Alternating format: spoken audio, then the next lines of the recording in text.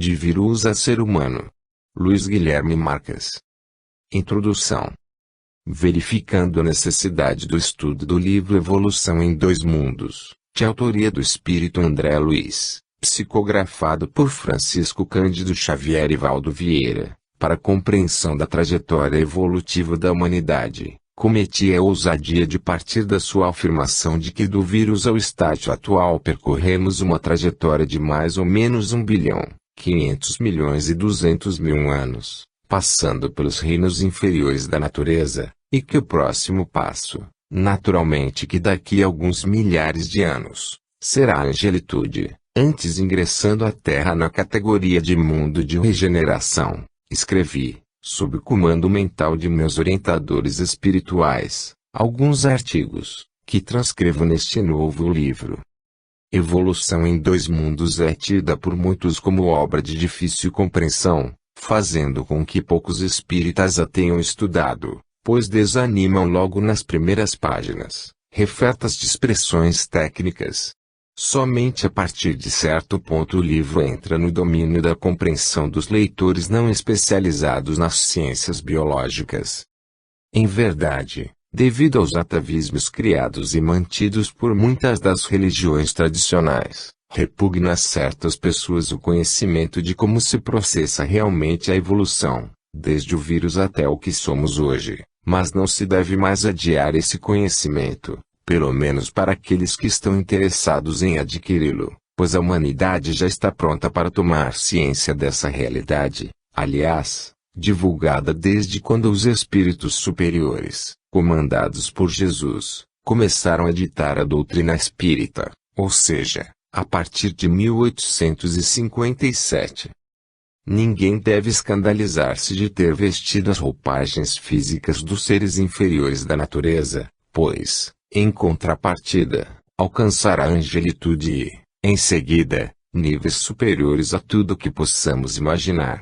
Acreditar que fomos criados já como seres humanos indica uma mentalidade estagnária, de quem parou no tempo, pois essa afirmação simbólica foi dada por Moisés, quando a humanidade ensaiava os primeiros passos na ética, sem contar que o nível intelectual geral era muito rudimentar em relação ao que hoje alcançamos.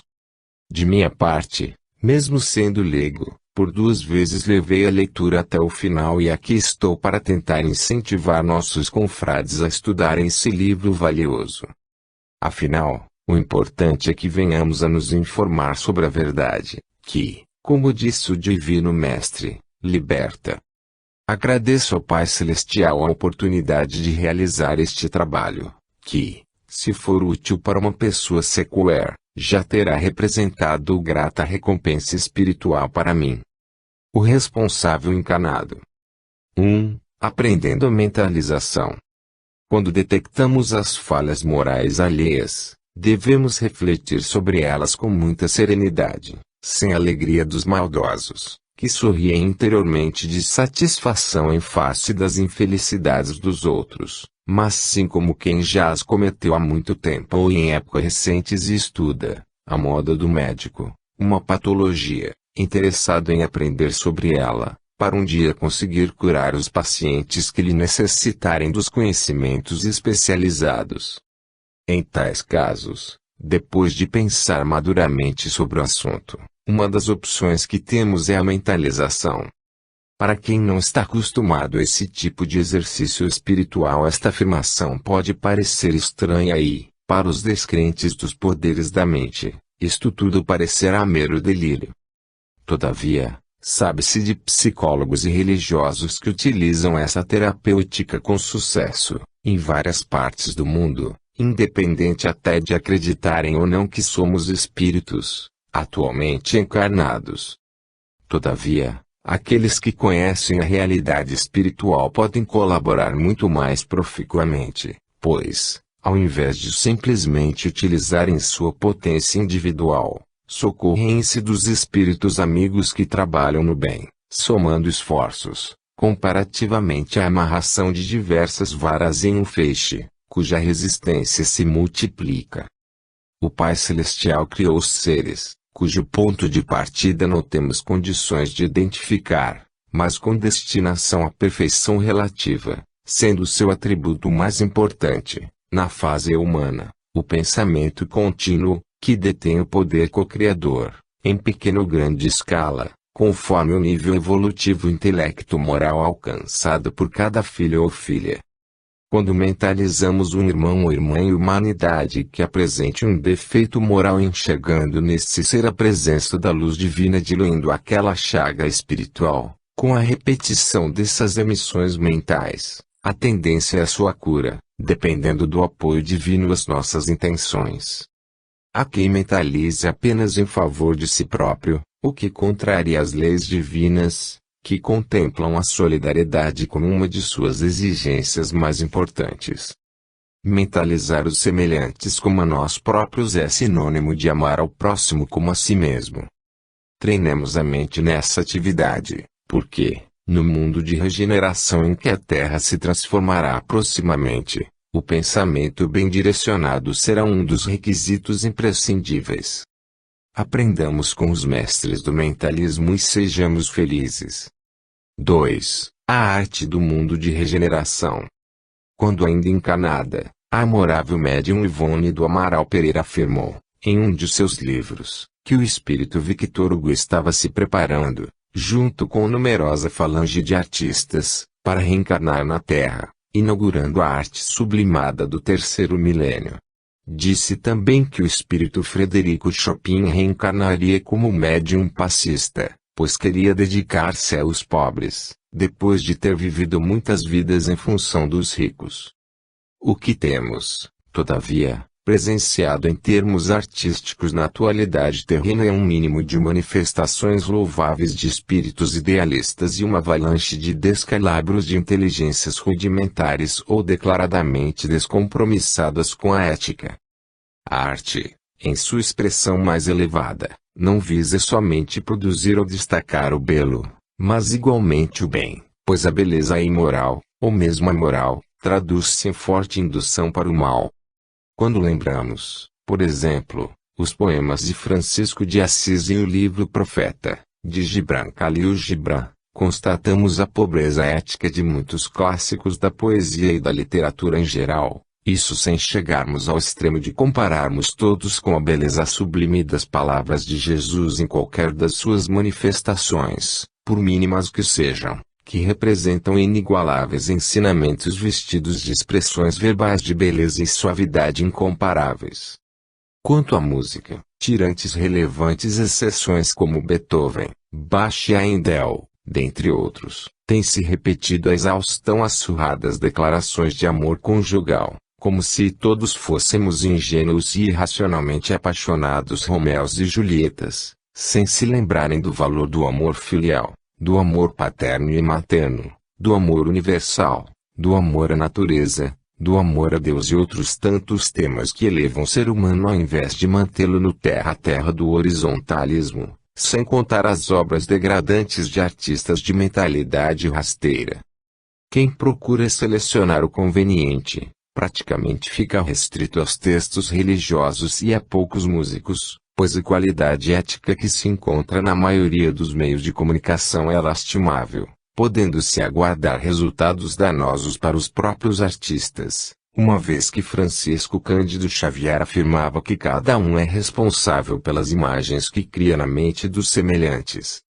Sobretudo crianças, adolescentes e jovens têm sido vítimas dessas ídolos desarvorados, que sustentam-se à custa do alcoolismo, da sexolatria e da drogadição, apresentando padrões estereotipados pelos marqueteiros, que fabricam os heróis de um dia, logo substituindo-os por outros mais extravagantes e vazios.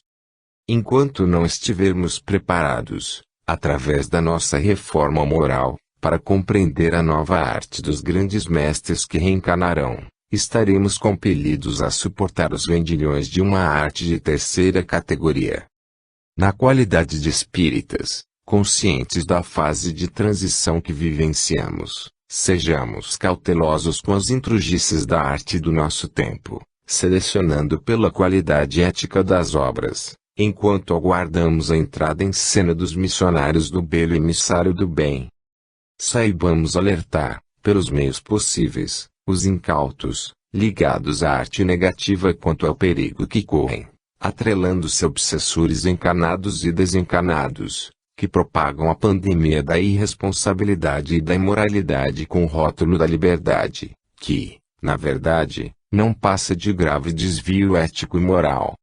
Como se sabe, espíritos rebeldes estão tendo sua última oportunidade de reencarnar na Terra antes da grande seleção que levará muitos deles ao degredo. Por isso, faz-se necessário muito bom senso para a manutenção do equilíbrio espiritual, não nos deixando sugestionar por esses irmãos infelizes. A arte sublimada somente não chegou ao mundo terreno porque ainda não evoluímos moralmente para merecê-la.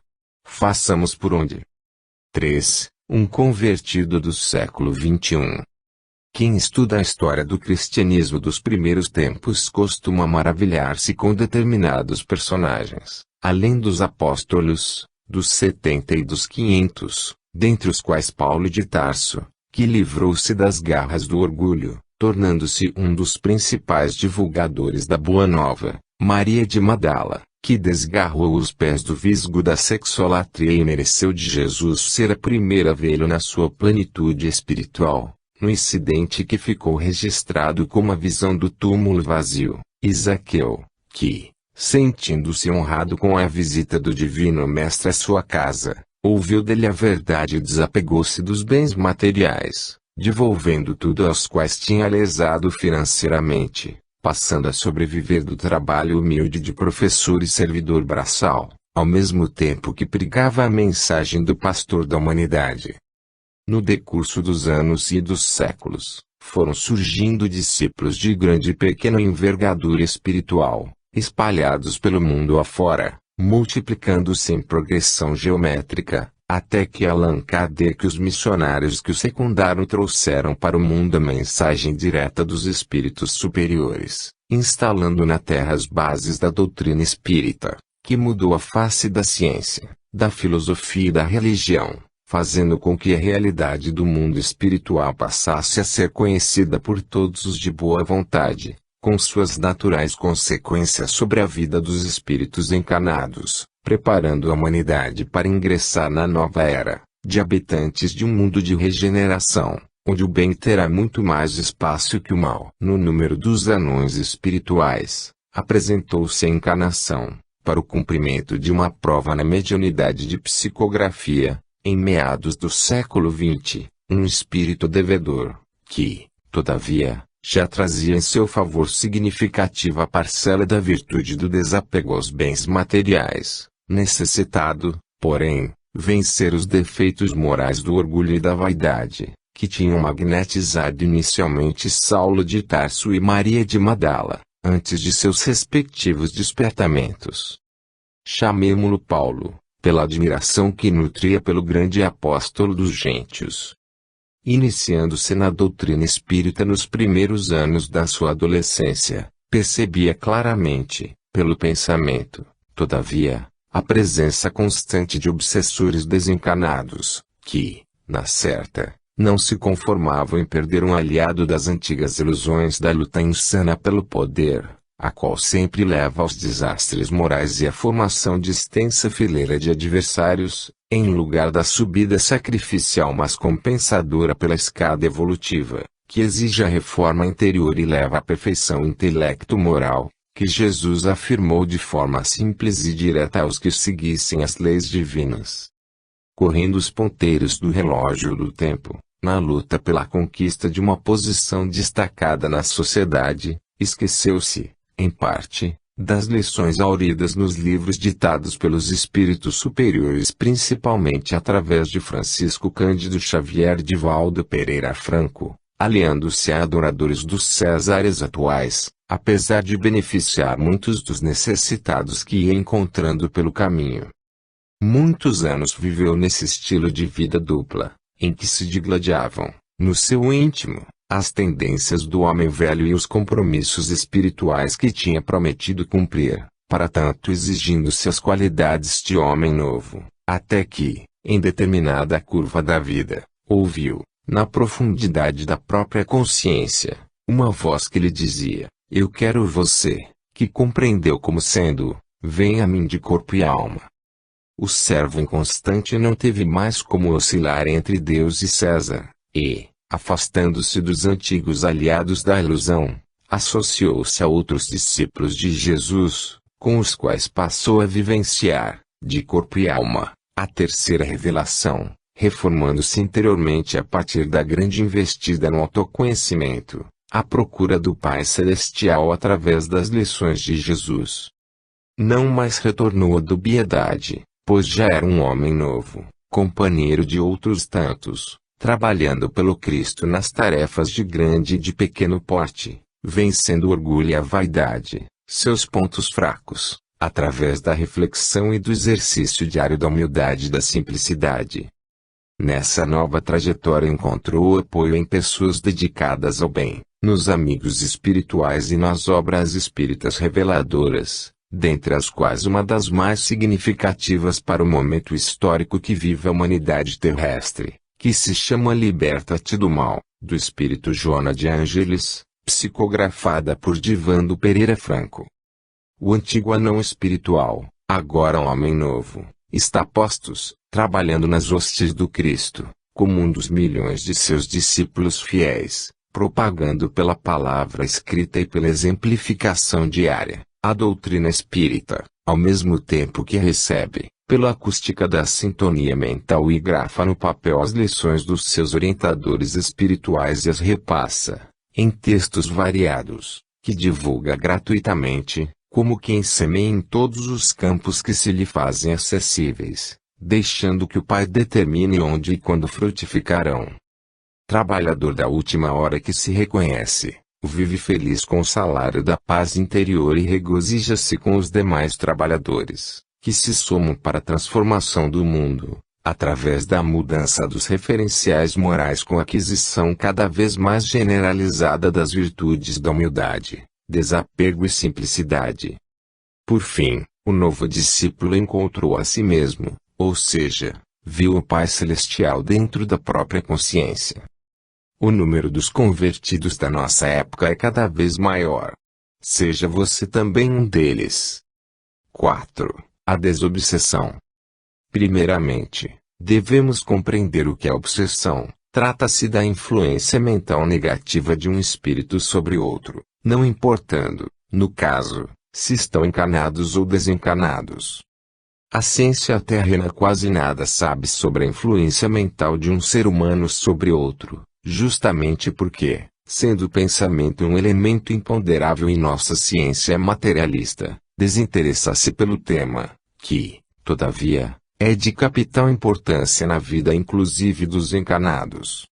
Os obsessores podem ser, como falamos, desencarnados ou encarnados, e os obsidiados igualmente, sendo que, todavia, normalmente, alguém é, ao mesmo tempo, uma e outra coisa, quando emitimos pensamentos nocivos e recebemos energia de igual natureza. O nível moral dos espíritos é que define o tipo de emissão mental que os caracteriza. Assim, os espíritos evoluídos nunca são obsessores nem obsidiados, pois não emitem vibrações mentais de baixo teor nem são atingidos por vibrações desse tipo. O exemplo máximo de superioridade moral, para nós, que habitamos a Terra, como se sabe, é Jesus, que está acima de tudo que representa o mal. Conforme identifiquemos a natureza das nossas tendências, podemos verificar se temos que ver com a obsessão, quer como vítimas de espíritos desajustados, quer como causadores de desajustes nos nossos irmãos em humanidade. Lançando emissões mentais negativas, contribuímos para o desequilíbrio de todos os que sintonizem naquela faixa e recebemos de retorno a energia proveniente daqueles mesmos, tendendo à manutenção de um círculo vicioso, que só se rompe com a deliberação firme e persistente de ingressar em outra, de nível superior. O tratamento da desobsessão depende, sobretudo, do próprio espírito, apesar de ser sempre valiosa a ajuda dos orientadores desencarnados ou encarnados, além de passes magnéticos e utilização de água fluidificada. A desvinculação entre obsidiado e obsessor, sublimando-se pelo menos um deles, na verdade, repercute em um âmbito muito mais amplo, porque ocorre o efeito cascata, enfraquecendo o mal, que perde um elemento, e ganha o bem. É importante refletirmos sobre o pensamento e sua influência invisível, mas poderosa na nossa vida e na vida da própria humanidade. Orar e vigiar é o meio que temos de evitar que sejamos obsessores e obsidiados. 5. A força mental. O espírito Joana de Ângeles aconselha que, quando estivermos doentes, mentalizemos amorosamente as células enfermas como medida terapêutica coadjuvante dos medicamentos comuns. É verdade que, dependendo da evolução espiritual de quem realize esse procedimento, os resultados serão mais ou menos eficazes, podendo chegar à cura. Conta-se que, certa feita, Francisco Cândido Xavier, adoentado do fígado, seguindo o conselho do seu guia Emmanuel, afastou-se do corpo e pediu carinhosamente às suas irmãzinhas, as células hepáticas, que voltassem a funcionar normalmente, pois ele precisava estar sádio para trabalhar, pois que sua numerosa família dependia unicamente dele para sobreviver, e, assim, elas, aos poucos, foram retomando as atividades que lhes competiam e, em poucos minutos, o missionário do bem estava de pé, encaminhando-se para o trabalho. Todavia, se é importante o exercício mental para curarmos as mazelas do corpo, mais ainda interessa a movimentação da energia mental para finalidades muito mais relevantes, como o autoaperfeiçoamento moral e o auxílio às outras pessoas. Um esclarecimento se faz necessário, todavia, nesse assunto, que é o de que não somos dínamos poderosos por conta de nós próprios, mas sim meros degraus de uma escada, que, de nível em nível, vai até o Pai Celestial, de onde promanam todas as bênçãos e benefícios. O que podemos fazer é ingressar na rota das correntes de pensamento e, através dessa ligação, darmos de nós e recebermos o que merecermos, conforme as leis divinas.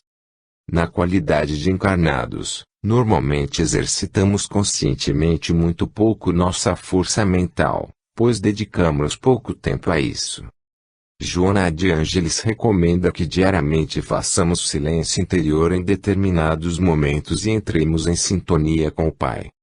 Divaldo Pereira Franco e Sueli Caldas Schubert têm divulgado exercícios de mentalização através de CDs, que podem ser encontrados nas livrarias espíritas.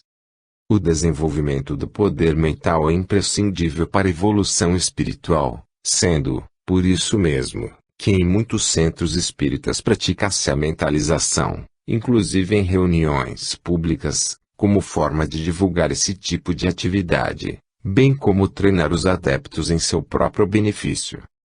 Na fase de transição que vivemos já não se pode mais prescindir das qualidades espirituais mais avançadas, que serão exigidas quando a Terra se qualificar como mundo de regeneração, dentre as quais será necessário o maior desenvolvimento da força mental.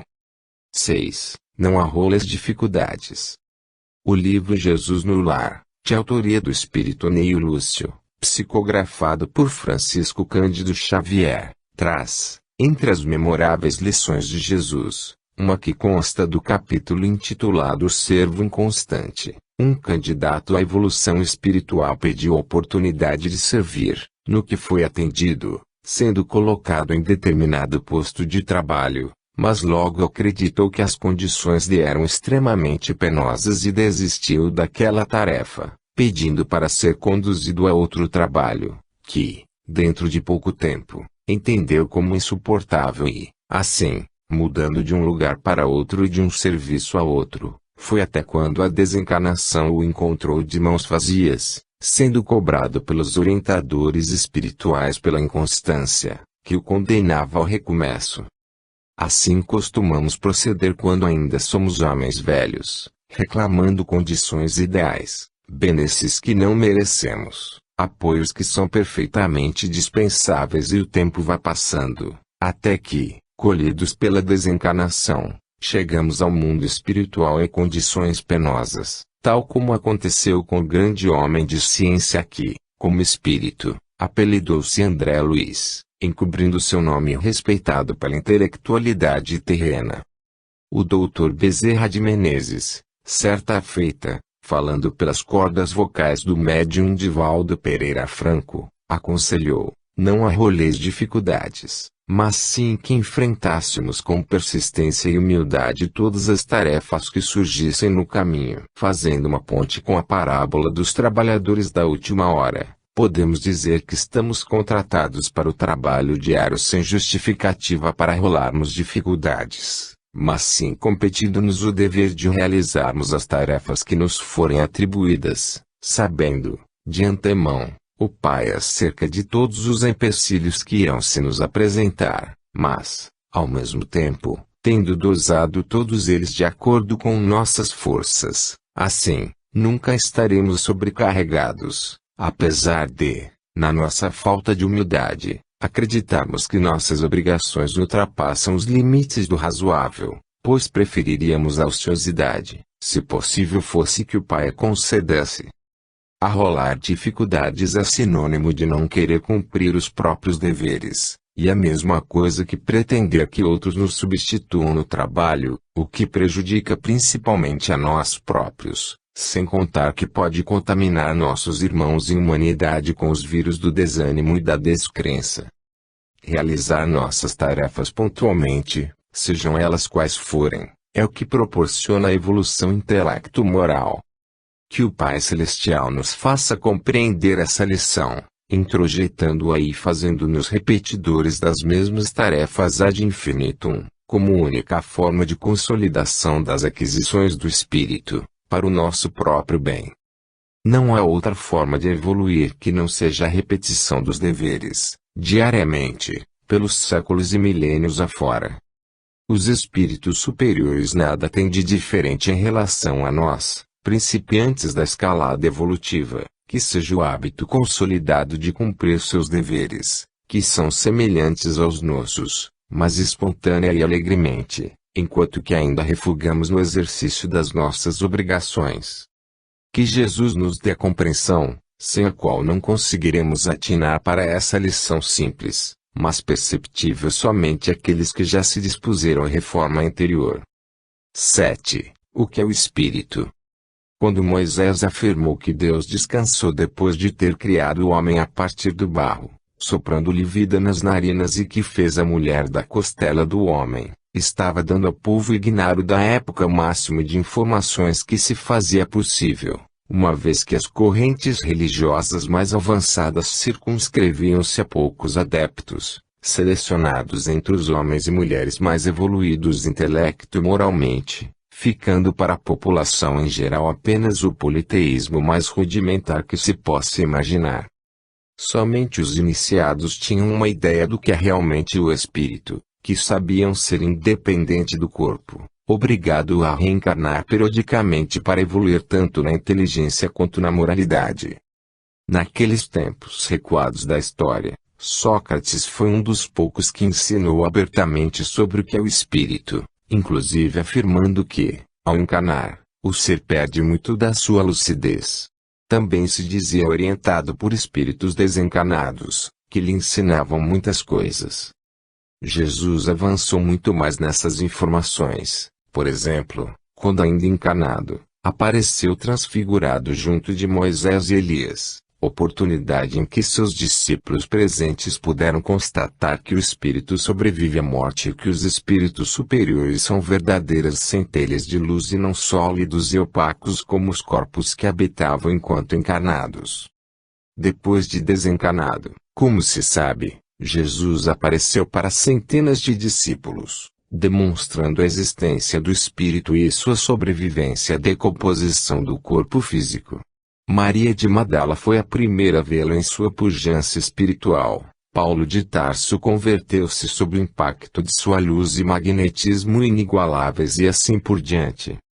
Todavia, foi somente a doutrina espírita, através dos ensinos claros e simples dos espíritos superiores, que mostrou a essência espiritual, tornando seu conhecimento acessível a qualquer pessoa de boa vontade que se proponha a estudar essa realidade.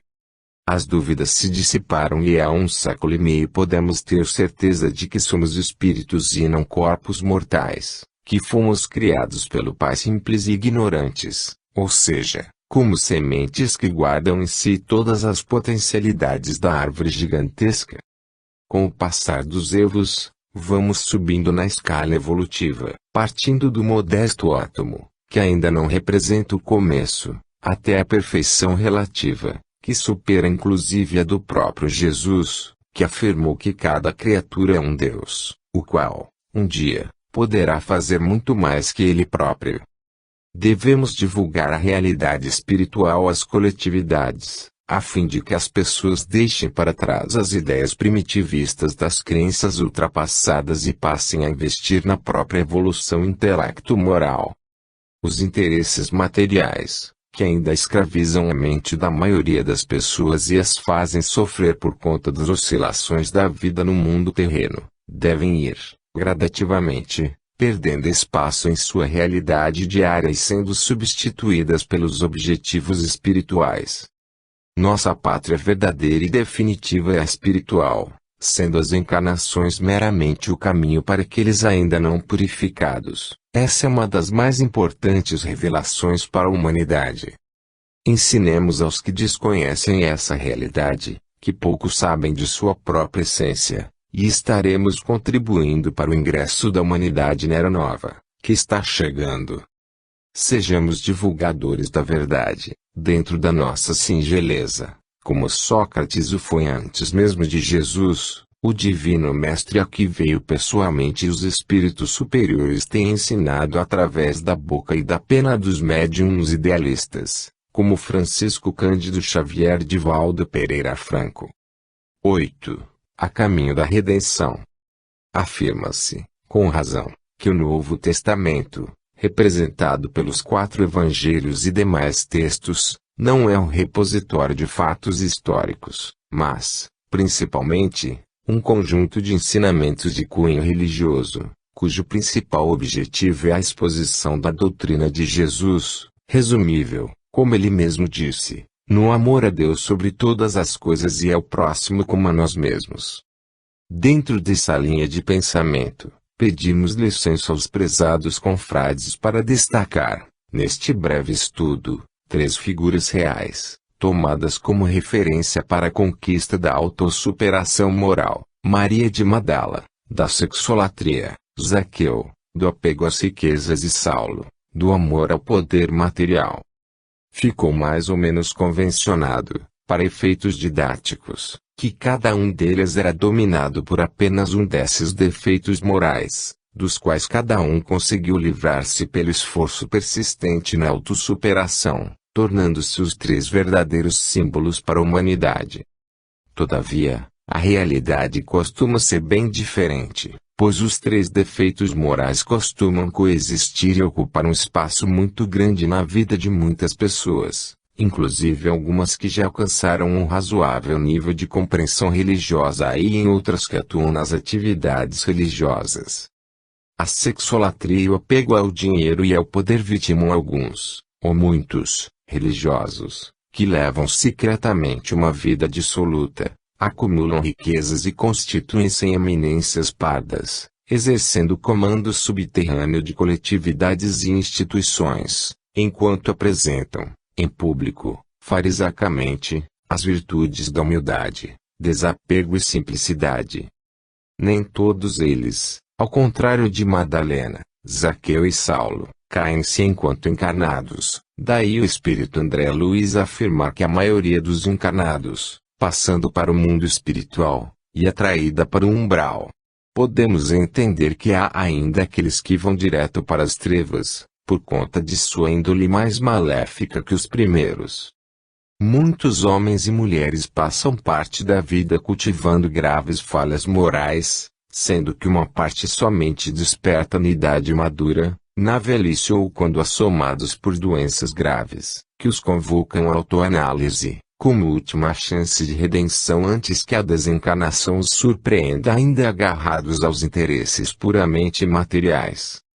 Vivendo o período de transição, preparatório da mudança da Terra para mundo de regeneração, verifica-se o recrudescimento do número de doenças graves que vem acometendo milhões de pessoas, funcionando como verdadeiro chamamento à reflexão, pela graça divina, que não quer que nenhuma ovelha se perca. Quando acometidos pelos males do corpo ou pelos sofrimentos morais que venhamos a vivenciar, tomemos tudo a conta de alertas do Pai Celestial para despertarmos da letargia moral que porventura ainda acalentemos e passemos a investir no autoaperfeiçoamento interior. Aqueles que já superaram os defeitos morais, se acometidos de sofrimentos físicos ou morais, enquadram-se em categoria diferente, pois estarão sendo impulsionados ao maior progresso. O Pai nunca castiga seus filhos, mas sim os encaminha ao progresso intelecto-moral utilizando sua pedagogia infalível e perfeita. Agradeçamos sempre tanto pelas facilidades quanto pelas dificuldades, pois tudo o que acontece à nossa revelia, procede da vontade do Pai, visando nossa evolução intelecto-moral. 9. A preparação para a paternidade e a maternidade. O espírito André Luiz, no seu livro Mecanismos da Mediunidade, psicografado por Francisco Cândido Xavier, afirma que, na infância, ou seja, durante mais ou menos os primeiros 7 anos de vida dos encarnados, eles permanecem como que hipnotizados pelos pais, que exercem sobre seu psiquismo uma influência tão decisiva que, na maioria dos casos, permanece pelo resto da vida quase que a nível de reflexo condicionado. Afirma ainda que somente os espíritos superiores conseguem imunizar-se às eventuais influências negativas que venham a sofrer nessa fase da encarnação, devido ao seu cabedal avantajado de aquisições intelecto-morais consolidado há séculos. Por aí se verifica a gravidade da responsabilidade dos pais e mães e demais pessoas que se encarreguem do cuidado e educação de crianças.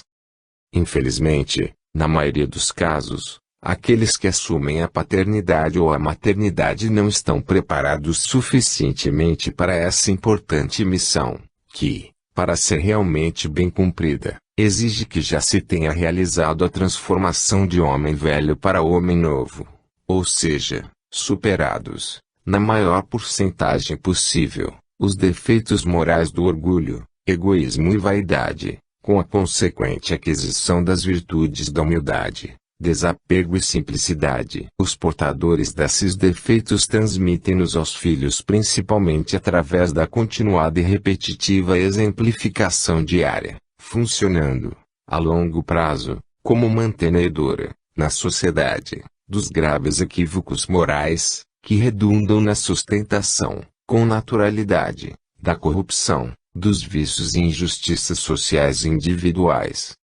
Antes de pretendermos ter filhos, deveríamos aprofundar a sonda do autoconhecimento e verificarmos até que ponto já conseguimos resolver nossos próprios problemas internos para, somente depois, e em caso positivo, trazermos para o mundo material aqueles que teremos de encaminhar pela senda da evolução intelecto-moral. Divaldo Pereira Franco é pai de mais de 600 de filhos, sendo um dos mais importantes exemplos de paternidade responsável e sublimada, pois já realizou sua reforma moral. Em contrapartida, há milhões de pais e mães totalmente despreparados para essa missão. Aqueles que não sentem afeição real por crianças, adolescentes e jovens não deveriam correr o risco de querer ser educadores dentro do lar, pois poderão ser simplesmente elementos complicadores na vida de muitos reencarnantes. Dediquem-se a outras áreas da benemerência, mas não essa, que exige acendrado amor aos pequeninos e indefesos seres que, apesar de espíritos adultos, passam pela infância e inocência, nos primeiros anos da vida terrena. Pensemos nesse aspecto da realidade do espírito e, se já temos filhos sem estarmos preparados para tanto, ainda há tempo para nos reformarmos e corrigirmos os erros que eventualmente cometemos. Nunca é tarde para recomeçar. 10. A consciência e o autoperdão. Quando os espíritos superiores que orientavam Allan Kardec afirmaram que a lei divina está escrita na consciência de cada ser, estavam proporcionando à humanidade encarnada uma das mais importantes faces da revelação, pois, até então, normalmente, os crentes das várias correntes religiosas acreditavam que ela estivesse contida nos seus respectivos livros ditos sagrados, Torá para os judeus, Alcorão para os muçulmanos, Novo Testamento para os cristãos, etc. A noção do que a consciência pressupõe a existência do espírito, pois não se pode entender que esteja localizada no corpo de carne, que se desagrega com a morte. Partindo dessa premissa nova, nunca antes idealizada por qualquer corrente religiosa ou filosófica, os seres humanos encarnados passaram a ter de assumir uma obrigação inarredável, qual seja a de consultar a própria consciência antes e depois de tomarem qualquer atitude ou fazerem alguma opção importante na vida. Todavia, como acreditar que a consciência realmente aponta a forma correta de pensar, sentir e agir? Não estará ela sujeita a enganar-se? A resposta só pode ser uma: se ali está escrita a lei divina, representa o ponto de contato entre as criaturas e o Pai Celestial, fonte da própria lei. A lei divina, evidentemente, é uma só para todo o universo, ou seja, o conjunto formado por tudo que o Pai Celestial criou, englobando, nas suas regras, todas as possibilidades possíveis de acontecimentos, cujas consequências estarão também ali previstas em sua infinidade de variantes imagináveis. Em O Livro dos Espíritos, na parte que trata das leis morais, os espíritos superiores informaram quais são as regras que regem o universo, naturalmente que limitando suas informações aos limites da compreensão humana máxima possível para nós enquanto encarnados naquele momento histórico, ou seja, a segunda metade do século XIX. Na certa que no mundo espiritual, verdadeira pátria espiritual, essas regras são conhecidas e estudadas de forma mais abrangente, pois ali temos mais condições de compreendê-las melhor. Sabemos que nem sempre agimos de acordo com essas regras, gerando, por via de consequência, resultados negativos para nossa vida, fazendo com que a consciência analise e exija a necessária recomposição, que se antecede pelo arrependimento e se faz suceder pelo autoperdão. Depois de cair em si, a criatura humana literalmente deve pagar seu débito moral e, com isso, perdoar-se, ou seja, a consciência sinalizar que a dívida com a lei divina já se encontra quitada. Tentar enganar a consciência é impossível, pois ela atua automaticamente, como um ponto nervoso sensível, que sinaliza através da dor ou do bem-estar conforme o tipo de valores morais escolhidos pela criatura. O autoperdão tem sido objeto de estudo e orientação do espírito Joana de Ângeles, em vários dos seus livros, ditados através de Divaldo Pereira Franco, cuja consulta se aconselha para conhecimento da psicologia espírita, especialidade a que se dedica essa luminosa orientadora espiritual. Autoconhecer-se é uma das mais importantes realizações humanas, representando uma das questões primordiais para a evolução intelecto-moral, ao lado da prática da caridade, igualmente imprescindível. Os ensinos da série psicológica de Joana de Ângeles representam uma das principais fontes de aprendizado para a evolução do espírito. 11. Antes de escrever, realizar a própria reforma moral. Francisco Cândido Xavier dizia: cada um é responsável pelas imagens que cria na mente dos semelhantes. Realmente, não só pela palavra falada ou escrita, como pelos outros vários meios de comunicação, inclusive pelo pensamento, se influenciam as outras pessoas, induzindo-as ao bem ou ao mal. Vemos, no mercado editorial, por exemplo, livros que nada trazem de construtivo em termos éticos e muitos, que, até, são negativos, indutores de desatinos e desvios do pensamento, sentimento e atitudes. Muitos escrevem visando ganhar dinheiro ou notoriedade, despreocupados dos eventuais resultados nocivos sobre a mente alheia. Sabe-se, por exemplo, que o próprio Lev Tolstói, através de um de seus romances, induziu ao suicídio leitores fragilizados emocionalmente, o mesmo se dizendo de Goethe. Felizmente, o primeiro deles conseguiu, ainda em vida, redimir-se, tornando-se verdadeiro apóstolo do Cristo, através dos seus posteriores textos idealistas e sua exemplificação das virtudes da humildade, desapego e simplicidade. Humberto de Campos, em idade mais avançada, passou a representar verdadeiro consolador de corações aflitos, mas tinha começado sua vida de literato como autor de contos licenciosos. Imagine-se o que deve acontecer com os literatos, filósofos, artistas e intelectuais em geral que, enquanto encarnados, não primaram pela ética nos seus trabalhos, no mundo espiritual são desautorizados de ditar textos aos encarnados enquanto não realizarem a necessária reforma moral. Nós, que, mesmo não passando de modestos adeptos das musas, em vida, nos aventuramos a escrever para nossos leitores, devemos verificar se nossa conduta diária, nosso esforço de superação das más tendências e a realidade profunda da nossa alma nos autorizam a escrever em nome da verdade. Simplesmente ensinar, discursar ou escrever não nos melhoram interiormente. Se não estamos impregnados do magnetismo irradiante das virtudes vivenciadas no dia a dia, nossas palavras e expressões pouco ou nada beneficiarão os ouvintes ou leitores, porque não possuem luminosidade espiritual. A energia magnética do autor é que proporciona um clima interior de bem-estar espiritual aos destinatários e não as próprias expressões exteriores, representadas pelas palavras ou outros meios de comunicação. Por isso, por exemplo, os textos psicografados por Francisco Cândido Xavier conseguem sempre o efeito benéfico de elevar o tônus mental de quem os lê, enquanto há textos que mantêm indiferentes os leitores. De preferência, aperfeiçoemo-nos primeiro moralmente para que nossas expressões sejam, pelo menos, razoavelmente úteis. 12. Liberta-te do mal.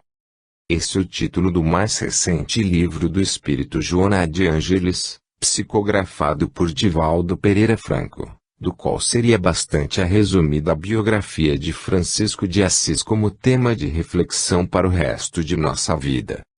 Os sacrifícios e renúncias do homem purificado de Assis lembram muito as virtudes de Jó, gradativamente reduzido ao que somos realmente, a essência espiritual, destinada à perfeição ético-moral. Os interesses materiais passaram a contar cada vez menos na sua vida, enquanto crescia sua integração com Jesus e Deus, na vivência do amor universal.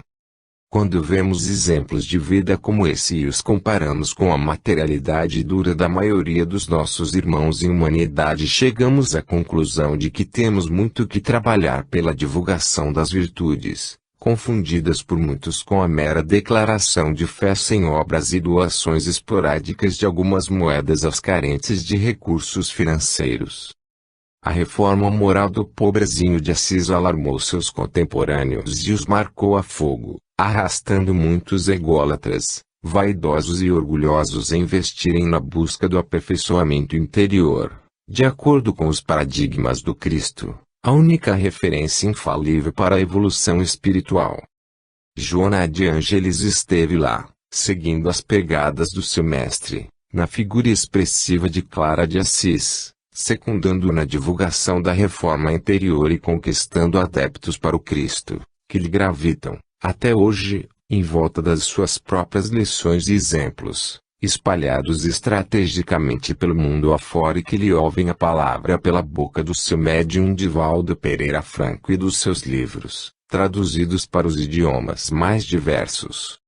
Agradecemos, do fundo da alma, ao Pai Celestial e a Jesus a oportunidade de estarmos integrados a um grupo espírita dirigido, em última instância, por essa dedicada discípula de Jesus, recebendo o influxo da sua alma alcandorada pelo amor universal e esforçando-nos, a cada dia, nas reflexões que levam ao autoconhecimento, caminho para a evolução espiritual.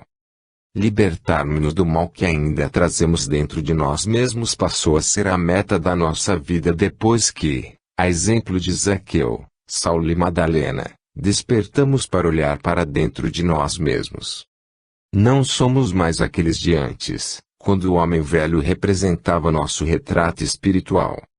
Queremos ser felizes, contribuindo para a melhoria interior dos nossos irmãos em humanidade e trabalharmos para a implantação da nova era. Pedimos sua bênção, Joana de Ângeles, para seguirmos adiante, dia após dia, no cumprimento dos nossos pequeninos mas significativos deveres, que, repetidos infinitamente, nos transformarão, de antigos vaidosos, egoístas e orgulhosos, em homens e mulheres simples, desapegados e humildes, como você já é há muitos séculos e seu mestre Francisco exemplificou numa escala quase sobre-humana. 13. O dinheiro e o desapego. Peço licença aos prezados confrades para refletirmos juntos sobre o dinheiro na vida de alguns personagens do cristianismo e na nossa própria vida. Zaqueu, que viveu muitos anos apegado às riquezas, acumuladas por meios que sua consciência condenou, tão logo caiu em si, depois de dialogar com Jesus, abandonou tudo que tinha amealhado e foi viver do próprio trabalho como professor e servidor braçal, conforme lhe foram surgindo as oportunidades. Assim, gradativamente, redimindo-se e seguindo adiante na escalada evolutiva, até transformar-se no missionário do Cristo Bezerra de Menezes. Maria de Magdala, vítima da própria luxúria e do apego aos bens materiais, deixou tudo para trás e seguiu Jesus, após receber dele sua bênção, passando a dedicar-se ao amparo aos leprosos do corpo e da alma, subindo, nas sucessivas reencarnações, pelos degraus da evolução até chegar a Madre Teresa de Calcutá, a grande mãe dos que nunca tiveram mãe que os acalentasse.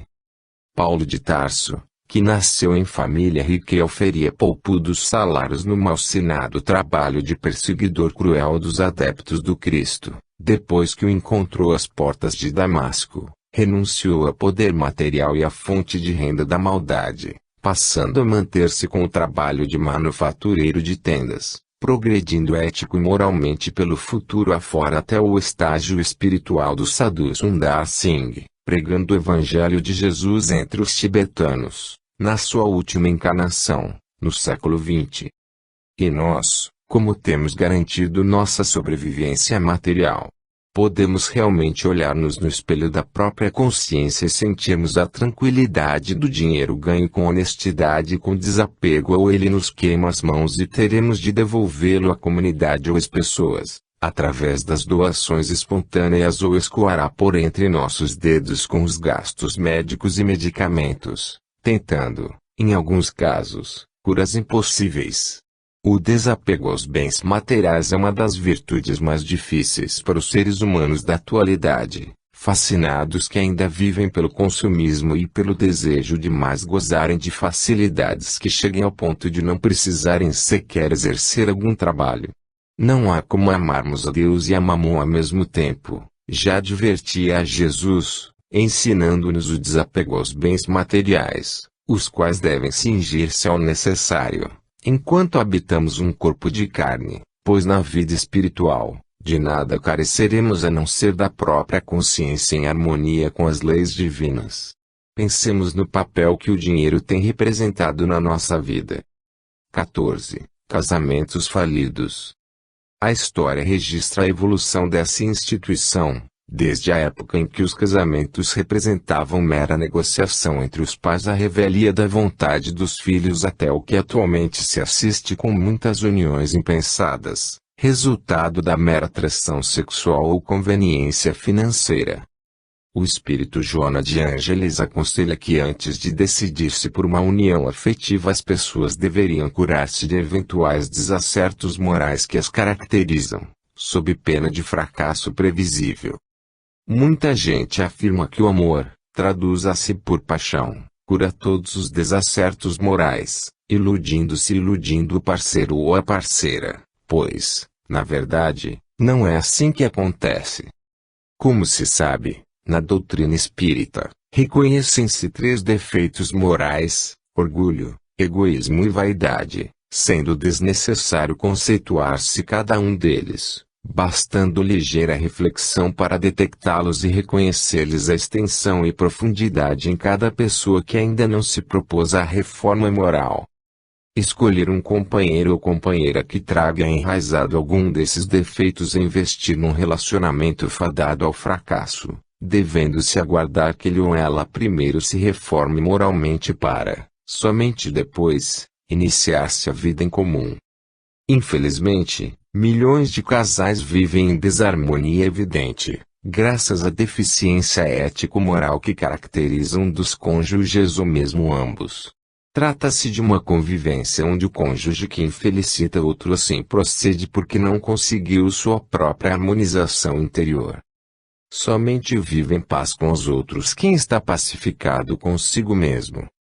Trata-se este artigo de um alerta para jovens, adultos e até idosos que se aventuram na ilusão de uniões precipitadas, multiplicando desacertos e desarmonias. A religiosidade pode auxiliar essas pessoas, no entanto somente apresentam resultados garantidos se realmente se propõe uma reforma moral, com a aquisição de humildade, simplicidade e desapego. Se disputam entre si, sob pretexto de motivos relevantes ou insignificantes, pois, na verdade, quem é humilde nunca disputa. Se pretendem viver contrariamente à singeleza que faz a vida ser aprazível, e se aferram seus interesses materiais acima dos valores espirituais, são candidatos sérios à infelicidade a dois tanto quanto seriam no estado de celibatários, porque o problema está dentro do coração deles próprios e não no exterior.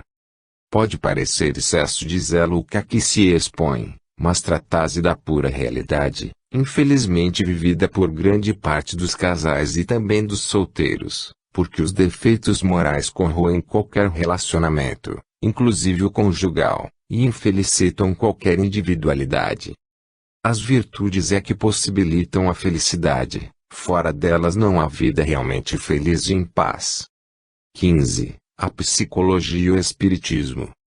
Relata o espírito Humberto de Campos, através da sua genialidade de beletrista dos mais eminentes do idioma de Camões e Rui Barbosa, através da mediunidade de Francisco Cândido Xavier, que, na transição entre os séculos XVIII e XIX, teria ocorrido, no mundo espiritual superior, uma memorável reunião, para a qual foram convidados os espíritos mais evoluídos do planeta, a fim de ser-lhes apresentado aquele que ficaria conhecido na história das religiões como Allan Kardec, para desempenhar a gloriosa missão de codificador da doutrina dos espíritos, cumprindo a promessa de Jesus do envio do Consolador, o que se traduziria em importante salto qualitativo para a evolução planetária.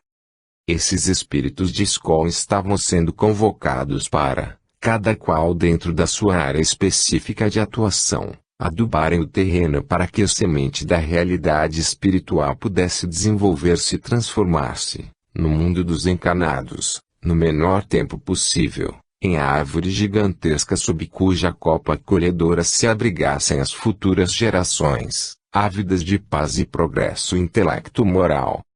Assim é que se fez possível a concretização no planeta da doutrina espírita, graças às três raízes sólidas e profundas, que lhe garantiram a estabilidade, que são seus aspectos filosófico, científico e religioso, sendo que o primeiro levou-nos ao raciocínio lógico sobre a existência da realidade espiritual, a evolução e a ética, o segundo demonstrou, através de experiências rigorosas comandadas por cientistas da melhor estirpe, a certeza da sobrevivência do espírito ao decesso do corpo e o terceiro a prática da caridade como aplicação mais aprimorada do amor ensinado por Jesus.